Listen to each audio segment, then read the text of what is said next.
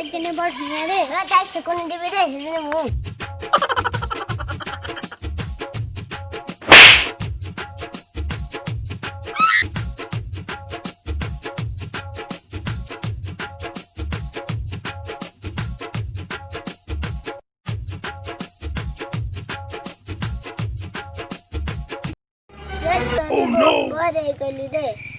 আমনি লাগি গৈছে ওম প্ৰকাশৰ কাৰণে শুই থাকোঁতেই দেৰি হ'ল সি লেট্ৰিনত বহিলে বৈধ্য হাগনি আধা ঘণ্টা ৰখিব লগা হৈছে চাকে কিয় কৈছ 10 মিনিট ৰৈছ কালি ৰঙালাও ভাজি খাইছিলোঁ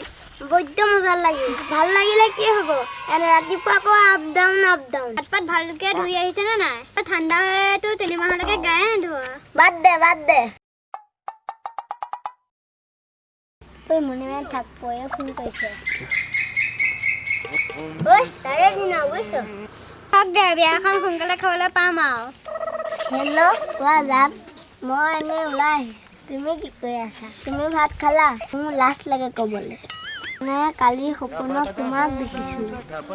আৰু তোমাৰ লগত কথা পাতি আছিলোঁ তেনেতে মোৰ বৰকে মুতিব ধৰিলে মই গছজোপা আৰতে কাণ ফেৰা কৰিলোঁ তাৰপিছত তোমাৰ লগত কথা পাতি আছিলোঁ